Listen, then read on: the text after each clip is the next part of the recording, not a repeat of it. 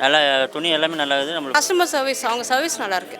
Price கொஞ்சம் அஃபோர்டபுளாக இருக்கும். கலெக்ஷன் வைஸுமே நல்லாயிருக்கும். Velavan stores, Usman road, T Nagar, Chennai மற்றும் தூத்துக்குடி.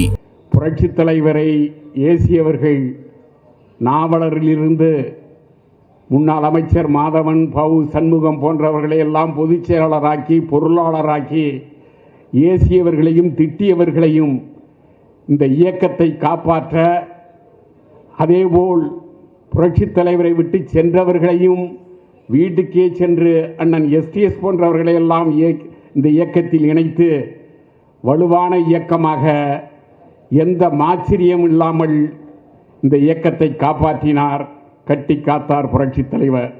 அதேபோல் புரட்சித் தலைவி அம்மா அவர்களை பேசாதவர்கள், மாண்புமிகு அண்ணன் காளிமுத்து அவர்கள், முன்னாள் அமைச்சர் வளர்மதி பேசாத பேச்சா எத்தனையோ பேர் அவர்களையெல்லாம் அமைச்சராக்கி, நாடாளுமன்ற உறுப்பினராக்கி, சபாநாயகராக்கி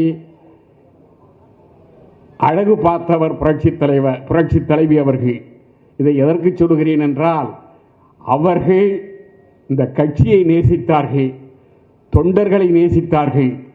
ஆனால் இந்த அதிமுக என்ற பூமாலை ஒரு குரங்கு கையிலே மாட்டி, அந்த குரங்கு பிச்சு ஓபிஎஸ் அண்ணனை பிச்சு போட்டு விட்டது,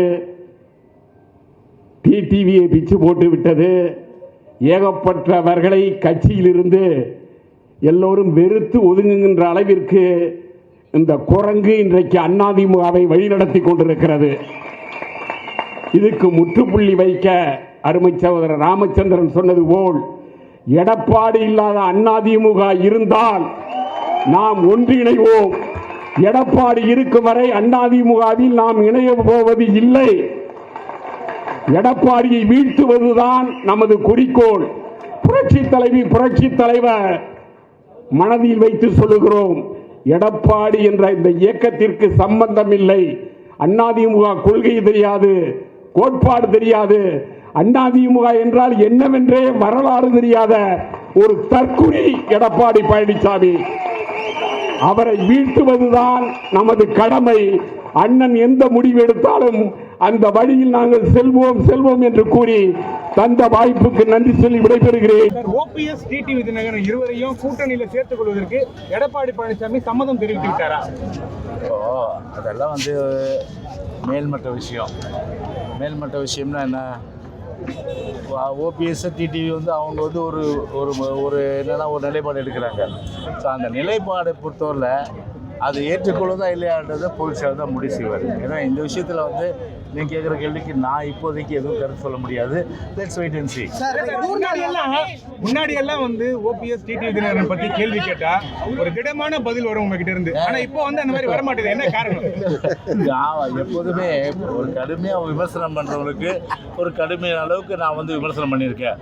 அது எங்கிட்ட வாங்கி கிடைக்காதவங்க யாரும் இல்லைன்னு சொல்லலாம். அது ஒரு பெரிய லிஸ்ட்டே போட முடியும். எவ்வளோ அந்த லிஸ்ட்டு எடுத்தது உங்களுக்கு தெரியும். இப்போ எடுத்தோன்னா யூடியூப்பில் போடுங்க, யார் என்னெல்லாம் எங்கள் கட்சியை தொட்டவங்க, புரட்சி தலைவர் தொட்டவங்க, எங்களுடைய புரட்சியில் அம்மாவை சீண்டி பார்த்தவங்க, அவங்கெல்லாம் எப்படியெல்லாம் விமர்சனத்துக்கு ஆளானாங்க அப்படின்றத யூடியூப்பில் எடுத்து போடுங்க நீங்கள்.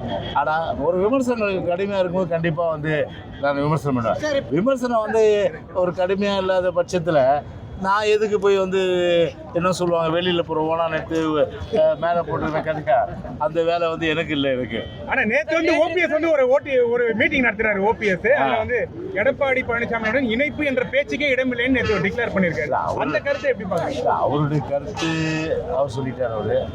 இப்போ எங்கள் கருத்தை பார்த்தீங்கன்னா பொதுச் செயலர் பொறுத்தவரை உரிய நேரம் சொல்லுவார். எலெக்ஷன் டைம் இருக்குல்ல பிரகாஷ், அதனால லெட்ஸ் வெயிட் அண்ட் சீ.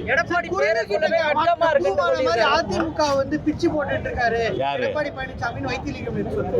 அவரு பேசுவார். அதாவது இது பூமாலை கிடையாது, இது கட்டி முடிக்கப்பட்ட கோபுரம். ஆனால் உதிர்ந்த செங்கற்கள் அதெல்லாம் நான் பெருசாக பேச வேண்டிய அவசியம் கிடையாது. உதிர்ந்த செங்கற்கள் வேற, கட்டி முடிக்கப்பட்ட கோபுரம். கட்டி முடிக்கப்பட்ட கோபுரம் அனைத்து இந்திய அண்ணா திராவிட முன்னேற்ற கழகம் ஒரு மிகப்பெரிய வலிமையான ஒரு கோட்டை. இந்த கோட்டை எந்த கொம்பனாலும் சரி ஒரு துரும்பை கூட அசைத்து கூட பார்க்க முடியாத ஒரு இரும்பு கோட்டையாக தான் நிச்சயமாக இருக்காது. போதுமா? ஓகே.